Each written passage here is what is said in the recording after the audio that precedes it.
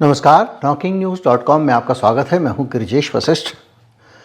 आज जिस मामले पे हम चर्चा करने वाले हैं ये भारत का घोटाले का, भ्रष्टाचार का, बैंकों की धोखाधड़ी का। एक साथ अगर आप गिनते जाएं तो 50-60 तरह के घोटाले, घपले, भ्रष्टाचार, अनियमितताएं और कानून के उल्लंघन को मिला के एक मामला है। एक मामला और एक ऐसा मामला जिसमें नेता लोग भी हैं और नेता लोगों की मदद से अपराधी यानी जो घोटालेबाज है वो मजे से बचा रहता है और आखिर में सुप्रीम कोर्ट से राहत पा जाता है। पूरा मामला समझना बहुत रोचक होगा, लेकिन इस मामले को समझने से पहले कुछ आंकड़े आपके पास होना जरूरी है। 2023 में इस देश में करीब 10,000 से ज्यादा किसानों ने आत्महत्या कर ली क्योंकि उनके पास माइक्रो फाइनेंस कंपनियों या बैंकों के कर्जे चुकाने के लिए पैसे नहीं थे। हम अच्छी तरह से जानते हैं कि इनकम टैक्स डिपार्टमेंट कितनी नजर रखता है और आपका सीए बताता है कि भैया अगर आपने गाड़ी खरीदी है तो ये ध्यान रखना वरना नोटिस आ जाएगा। यानी एक एक चीज पर हमारी नजर है, हर चीज को आधार से जोड़ा जाता है, हर चीज को पैन कार्ड से जोड़ा जाता है। यानी 1 रुपया भी अगर हमारे खाते में आता है या जाता है वो सारी सूचना सरकार के पास रहती है। बैंकों को यह कहा गया है कि 50,000 से ऊपर का कोई भी भुगतान सीधे इनकम टैक्स को सूचित किया जाए। बहुत सारे इकोनॉमिक सर्विलांस के सॉफ्टवेयर हैं जो ऑटोमेटिकली आपकी एक एक चीज पर नजर रखते हैं। यूपीआई से आप कोई भी अनयूजुअल टाइप का पेमेंट भी करेंगे तब भी आप पे नजर होती है। यह इस देश में आम आदमी के लिए कर्जों को लेकर, फाइनेंसेस को लेकर, पैसों को लेकर बड़ी चौकसी है। और हालत यह है कि जो आपका सोना है, मैंने आपको वीडियो बनाया था, सरकार ने वो कानून भी बना दिया। अब चुपचाप सिलेक्टिव तरीके से लागू होगा, जिसको लपेटना होगा उस पर लागू हो जाएगा। आपका जो सोना है वो सोना भी अब आप अपना मान के तभी चलें जब आपके पास उसके पुख्ता सबूत हैं। अगर आपका 4 पीढ़ी पहले का सोना है तो वो सोना आपको साबित करना पड़ेगा। पुराना फोटो होना चाहिए कोई दादी का शादी वादी में पहने हुए, वरना बहुत मुश्किल है। अगर आपने उसको गला के जेवर बनवाए हैं तो गलाने का सबूत और रसीद अपने पास रखना है। बड़ी सारी टेढ़ी चीजें हैं। जब ये कानून मोदी सरकार ला रही थी मैंने पूरा एक शो किया था। खैर, इतनी सख्ती और इतना फाइनेंशियल सर्विलांस हिंदुस्तान के हर आम आदमी के ऊपर है। मैंने 2-4 चीजें बताई हैं, 10-15 आपको भी पता होंगे। उस आम आदमी के ऊपर इतनी सख्ती के माहौल में, कर्ज वसूलने की इतनी तगड़ी सख्ती के माहौल में ये जो कहानी है ये विकसित होती है। और उस माहौल को एक तरफ रख के इस देश के नेताओं के साथ सेटिंग करके 2 गुजराती भाइयों ने हर कानून को तोड़ा और आखिर सुप्रीम कोर्ट तक गए और बच गए। फिर एक और उदाहरण देता हूं बातचीत बढ़ाने से पहले। अगर आपने किसी की साइकिल चोरी कर ली या किसी बैंक के पैसे खा लिए और एक बार क्रिमिनल केस आपके खिलाफ दर्ज हो गया तो आप अदालत में जाकर लिखकर भी दे दें कि मैं मुकदमा वापस लेता हूं, केस वापस नहीं होगा। क्योंकि क्रिमिनल केस में, आपराधिक मामलों में जो मुकदमा होता है वो सरकार बनाम अपराधी या आरोपी होता है। हम सिर्फ सूचना देते हैं सरकार को, सरकार जांच करती है।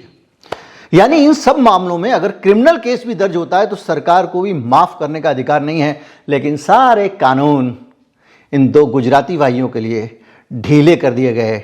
इतना ढीला है पूरा का पूरा सिस्टम उनके लिए जो इस देश पे राज करते हैं, अमीरों के लिए और उद्योगपतियों के लिए, पूंजीपतियों के लिए।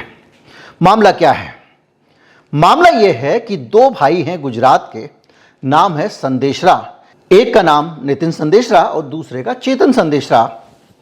ये भाई 2017 में भारत छोड़कर चले गए, अल्बानिया की नागरिकता ले ली।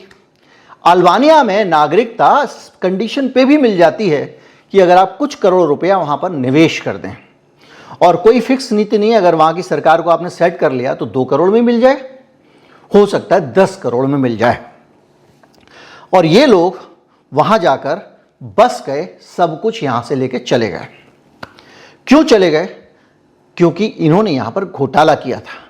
घोटाला कैसा किया था इसको समझेंगे, लेकिन उससे पहले ये समझें इनके खिलाफ लुकआउट सर्कुलर था इंटरपोल का। इंटरपोल मतलब इंटरनेशनल पुलिस। तो कोई भी देश इंटरनेशनल पुलिस को अगर बोलता है कि ये आदमी को ढूंढ के दो, तो उस आदमी को इंटरनेशनल लेवल पे जो इंटरपोल के मेंबर हैं वो देश अपने देश में ढूंढते हैं, जहां आप कहते हो वहां ढूंढ के देते हैं। और ये उनके खिलाफ अगस्त 2017 में जारी हो गया था। अक्टूबर 17 में उनके खिलाफ फ्रॉड का मामला सीबीआई ने दर्ज किया। यानी ये ऐसा मामला हो गया जिसमें अगर जिसने कंप्लेंट की है वो वापस भी ले ले तो वापस नहीं हो सकता, क्योंकि मामला पुराने हिसाब से 420 का मामला हो गया।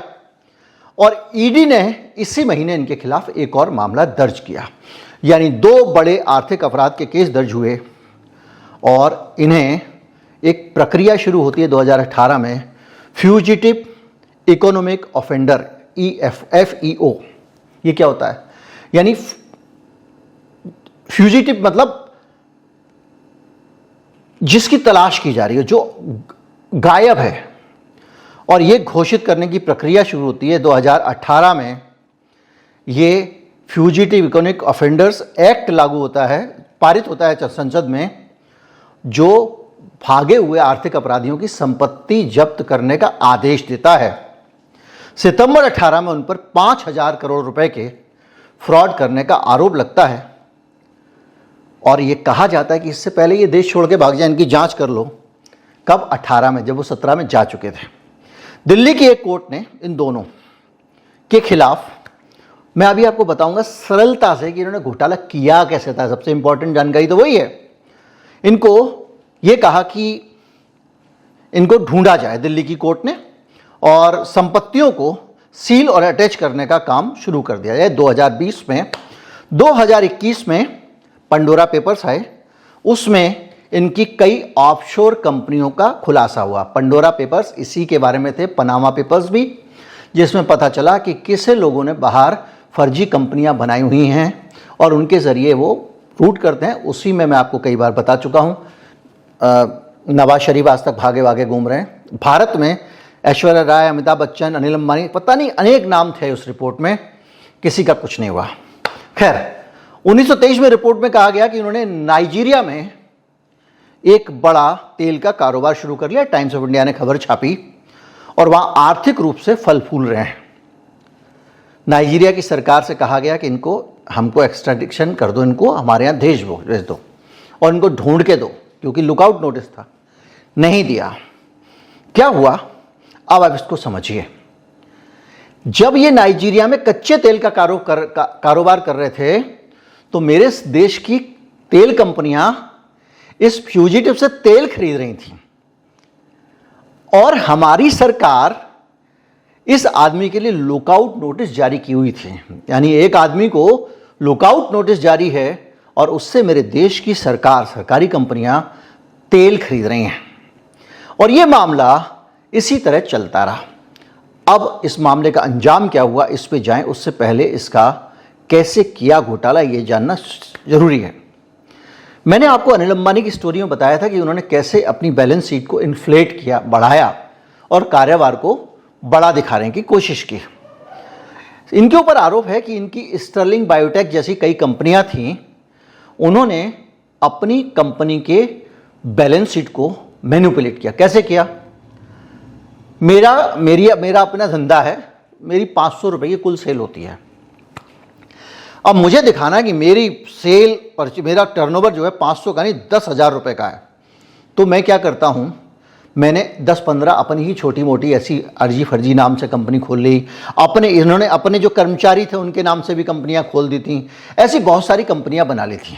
ठीक है, अब उस कंपनी के नाम से बिल काट दिया, पेमेंट आ गई। आपके अकाउंट में क्या हुआ कि आपका सेल बढ़ गई है। लेकिन एक और कंपनी थी जिससे सामान खरीदा उसको पैसे दिए, उस कंपनी ने दूसरी कंपनी और दूसरी ने तीसरी कंपनी करते करते घूम घूम के पैसा अपना पैसा ही अपने पास आ रहा था और कंपनी बड़ी बनती जा रही थी। 500 वाली जैसे मेरी कंपनी थी ना, 10,000 की कर ली, फिर 20,000 की कर ली। ऐसे करते करते इन्होंने खूब सारे पैसे बना लिए दिखाने के लिए। अब मेरी कंपनी 20,000 रुपए की है भाई साहब। बैंक मैनेजर, मुझे लोन चाहिए 5,000 का, 20,000 की कंपनी गिरवी रखता हूँ। बैंक कहेगा बैलेंस शीट, हाँ भाई 20,000 की है इसकी कंपनी, रख लो 5,000 में, कुछ भी होगा तो 10,000 तो रिकवर हो जाएंगे। दे दिया लोन। अब लोन लेके संदेशरा ब्रदर्स ने क्या किया, 10,000 रुपये ले लिए, 5,000 का लोन ले लिया। उस लोन को भी विदेश की एक ऑफशोर कंपनी से कुछ खरीद लिया, वो भी इन्हीं की कंपनी है, अलग अलग जगहों पर खुली हुई है दुनिया में। उस कंपनी से कहा भाई ये लो 5,000 रुपये, मुझे 2 किलो गुड़ भेज दो, स्पेशल वाला गुड़ जो कहीं नहीं मिलता वर्ल्ड में। हाँ भैया ये रेयर गुड़ है, ये रेयर हीरा है। ये कुछ भी करके 500 का माल 5,000 में खरीद लिया मैंने। वो मैंने अपनी कंपनी से खरीदा और पैसा वहाँ सेटल हो गया। ऐसे करते करते इन्होंने क्या किया, बहुत सारा पैसा बैंकों में ले लिया और बाहर सेटल कर दिया। उसके बाद कंपनी को बैंक से लोन मिला, ये भी एक साख बनती है। और फिर मेरे पास 20,000 की कंपनी है और ये है वो है। इस फूका फांकी के साथ मैं शेयर बाजार में जाता हूँ, भाइयों मेरी कंपनी देखो इतनी तरक्की कर रही है। 500 रुपये की कंपनी थी 6 महीने पहले, 10,000 की हो गई, देख लो रिजल्ट, देखो उसके तिमाही नतीजे। भैया अरे बॉस क्या कंपनी आई है, ये तो जो है ऐसा है, ये कर देगी वो कर देगी, 10 गुना देके जाएगी, 50 गुना। शेयर बाजार में खरीदो, शेयर बिक गए, कंपनी की नेटवर्थ बढ़ गई। बोले आप कौन लेता 5,000 लोन, आप तो 50,000 का दो मुझे लोन, क्योंकि मेरी कंपनी तो 2 लाख की हो गई नेटवर्थ मार्केट में, देखो। बैंक ने कहा ले लो। ऐसे करते करते इन्होंने बहुत सारे बैंकों से बहुत सारे तरीके से कंपनी बनाई और सरकार को ठेंगा दिया। मतलब जो मुनाफा भी कर रहे थे, कई अपनी जो इनकी प्लांट थे उसमें ये कहा कि भाई बहुत सारा हमारा खर्चा हो गया इस कंपनी में, तो डेप्रिसिएशन लगेगा, मूल ह्रास। आपने पढ़ा होगा क्या होता है। भाई मैंने मान लीजिए कि एक कैमरा खरीदा अपना काम करने के लिए, अभी हमेशा तो चलेगा नहीं।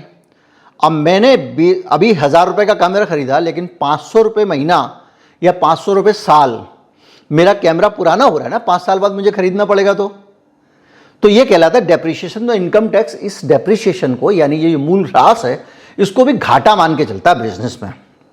तो ऐसे करके कंपनियों का मूल ह्रास दिखा दिखा के और तमाम सारा वो करके भी इन्होंने घोटाला कर दिया। ये करते करते इन्होंने डमी डायरेक्टर बनाए, सब कुछ बनाए अपने ही। हाँ भाई इधर आ रामू, इधर आ चाय लेके आ, ठीक है, बोल तेरे को कंपनी का मालिक बना दूँ, हाँ चल साइन कर दे, तू आज से इस कंपनी का मालिक। ओ भैया डायरेक्टर बन गया कंपनी का। कौन है? रामू चाय पिला रहा है। ऐसे कर करके किया इन्होंने अपनी कंपनी के नौकरों को अपने, और ये करके सारा का सारा पैसा लिया और फंड्स को नॉन मैंडेटेड पर्पजेस उसमें डाइवर्ट कर दिया। बैंक की शर्तों में नहीं थे ये। मतलब नॉन मैंडेटेड पर्पजेस मतलब बैंकों के साथ में होता है ना भाई, ये करेंगे, बताना पड़ेगा। लेकिन बैंक ने शर्तें नहीं रखी थी जो उन शर्तों में, मतलब जो बैंकों ने जो शर्तें रखी थी उन शर्तों के अलावा तरीके से भेज दिया बाहर। और बहुत सारी लेयरिंग में ये रोटेशन, सर्कुलर ट्रांजैक्शन के जरिए, जो मैंने आपको बताया, पैसा चला गया। कुछ पैसा तस्करी के जरिए गया, कुछ इंटरनेशनल एंटिटीज के जरिए गया, कुछ पैसा मनी लॉन्ड्रिंग से गया। ऐसे करते करते अपनी कंपनी से 140 करोड़ रुपए निकाल लिए। सोना चांदी हीरा मोती खरीदना भाई साहब ऐश करने के लिए, ये भी सब किया। ये सब करने के बाद में और इन्होंने इन्फ्लेटेड मार्केट कैप के जरिए भी तमाम सारा लोन लिया और नकली गारंटियां, स्टैंड बाई लेटर, क्रेडिट, मतलब कुल मिला के नकली बैंकों के पास जो गिरवी रखते हैं गारंटियां, वो नकली बैंक गारंटी रख ली। ये सब कर करके इन्होंने 4500 करोड़ रुपए की व्यवस्था की और कुल मिला के ये 14,000 करोड़ रुपए का घोटाला करके जा चुके हैं। काफ़ी संपत्ति इनकी विदेशों में है, लेकिन जब्त नहीं की जा रही है। अब साहब बचे कैसे? क्योंकि इनके ऊपर ऐसे मुकदमे हैं जो मुकदमे वापस नहीं हो सकते हैं। 14,000 करोड़ रुपए, 15,000 करोड़ रुपए का नाम आ रहा है कि इन्होंने घोटाला किया। अब ये पैसा लेके अब इस को मैंने शुरू में आपको कुछ बातें बताई थी कि आप अगर 5,000 का भी लेन देन करोगे तो इनकम टैक्स की नज़र है, आपके सोना चांदी पे इनकम टैक्स की नज़र है, 2 लाख का कैश खर्चा कर दिया तो इनकम टैक्स की नज़र है। मैंने बताया था, मैंने ये भी बताया था कि 1,000 रुपये 2,000 रुपये के कर्जे पे भी किसान आत्महत्या कर रहा है इस देश में। 10-10, 15-15 हज़ार लोग मर जा रहे हैं इस देश के। आप सोचिए, हर साल इतना तो यूक्रेन के युद्ध में नहीं मरे हैं, कर्जा मार गया उनको। वो बैंक हैं सारे, और उन बैंकों के साथ में इसने घोटाला किया और बाद में जांच हुई तो सोनिया गांधी के सबसे नज़दीकी अहमद पटेल इस जांच के घेरे में आए। ईडी ने उनके यहाँ पर पूछताछ जो कुछ करती है वो भी किया। कांग्रेस पार्टी ने कहा कि ये सताने की कोशिश है। अहमद पटेल बहुत पावरफुल आदमी थे, आप जानते हैं, सोनिया गांधी के पॉलिटिकल एडवाइजर थे, और एक ज़माने में समझ लीजिए उनकी हैसियत कांग्रेस में वो थी जो आज अमित शाह की है, जब सोनिया की तूती बोलती थी। उनकी जांच हुई तमाम सारी, और पता चला कि अहमद पटेल और उनके परिवार के कुछ लोगों को भी लोन दिया इन्होंने। जो लोन उठाया था वो लोन लेके ये तो खा गए, लेकिन सामने वाले को दे दिया और तू भी खा ले, और मैंने कर्जा दिया है, तुम चुकाओ ना चुकाओ इसकी शिकायत भी तो मैं ही करूंगा ना। इस तरह की चीज़ें सामने आई थी, और उसके बाद में बहुत सारी तमाम सारी बातें हुई, इसमें चीज़ें हुई। लेकिन बहरहाल गुजरात में इस तरह के बहुत सारे नमूने आपको देखने को मिल जाएंगे। अभी भी कुछ सारे बाहर हैं, फ्यूजिटिव हैं, लेकिन ये एक नज़ीर बन गई है। तो क्या हुआ कि इन्होंने जाके कोर्ट में, हाई कोर्ट में एक अर्जी दी कि भाई साहब हम पैसे चुकाने को तैयार हैं, हमारी गिरफ्तारी वारंट हटा लो, क्योंकि बार बार जा रहा था और नाइजीरिया वाली सरकार कह रही थी भाई हमको तो उनको देना पड़ेगा, तो ये हो जाएगा वो हो जाएगा, एक कानूनी बाध्यता भी होती है अंतर्राष्ट्रीय। तो उन्होंने हाई कोर्ट में मुकदमा किया। मुकदमा करने के बाद में इन्होंने ये भी कहा कि भाई हम पैसे चुकाने को तैयार हैं, सेटलमेंट करने को तैयार हैं। तो आप सेटलमेंट कर सकते हैं, लेकिन क्रिमिनल केस कैसे वापस हो जाएंगे? धोखाधड़ी की है, 420 की है, बैंकों को चूना लगाया है, ईडी ने मनी लॉन्ड्रिंग का मुकदमा दर्ज किया है, सीबीआई का केस है भाई। ऐसे केस वापस नहीं हो सकता, एक केस 2 केस वापस हो ही नहीं सकते, बल्कि अगर हो जाएंगे तो गजब हो जाएगा, मतलब ये हिंदुस्तान का पूरा कानून संविधान ही उलट जाएगा। लेकिन हाई कोर्ट में गए, हाई कोर्ट ने सुना नहीं और मामला सीधा आया सुप्रीम कोर्ट में। इसी साल 2025 की शुरुआत में सुप्रीम कोर्ट में मामला गया, सुनवाई हुई। सुप्रीम कोर्ट में भी इन्होंने कहा देखो भाई मैं इनको पैसे चुकाने को तैयार हूं। तो कोर्ट ने कहा कि बैंकों से कहा कि भाई बैंकों इनके साथ में बात करो, क्या ये चुकाने को तैयार है, तुम इनसे संतुष्ट हो? इन्होंने बैंकों से कुछ सेटिंग की। बैंकों ने कहा कि 14,000 करोड़ छोड़ो, 5100 करोड़ ये हमको दे देगा तो हम उसको माफ कर देंगे। सुप्रीम कोर्ट ने कहा मैं केस वापस लेने का आदेश नहीं दूंगा। बोले साहब दे दो ना, एक शर्त पे दे सकता हूं कि आप केस वापस देने का हम आदेश दे देंगे, लेकिन ये जो पैसा है ये पहले एडवांस में दो, इनको अप फ्रंट दो। यानी जो पैसा आपका सेटलमेंट हुआ है 5,000 करोड़ का, वो पैसा इनको दे दो बैंकों को। अगर आप पहले पैसे दे देते हो तो केस वापस देने का आदेश देंगे। और सुप्रीम कोर्ट ने अपने स्पेशल अधिकारों का, संविधान में सुप्रीम कोर्ट ने को कुछ स्पेशल अधिकार मिले हुए हैं जो सब कानूनों से अलग होते हैं। जहां पर कानून स्पष्ट नहीं है वहां पर ये अधिकार लागू किए जाते हैं। उनका फायदा उठाकर या सुप्रीम कोर्ट ने उनका उपयोग करके या सदुपयोग करके, सुप्रीम कोर्ट दुरुपयोग तो कर ही नहीं सकता, इन दोनों का सेटलमेंट करा दिया और इन्होंने पैसे चुका दिए। और आज जब ये वीडियो में रिकॉर्ड कर रहा हूं तब 24 नवंबर को इनके खिलाफ मुकदमे हटाने का सुप्रीम कोर्ट ने आदेश दे दिया है।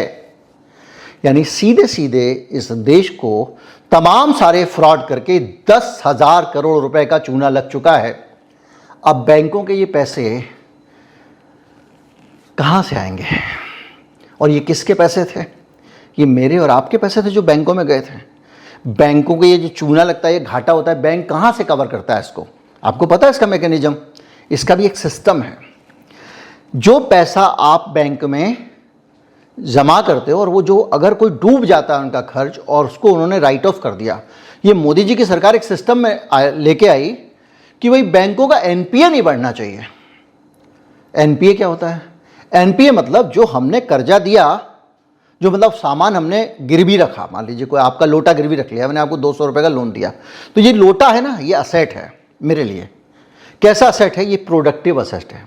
मैंने लोटा रखा है, इसके बदले में मुझे 200 रुपये महीने का ब्याज मिल रहा है, क्योंकि मैंने आपको 2000 में लोटा दिया, 200 उस पर ब्याज है, जो भी है।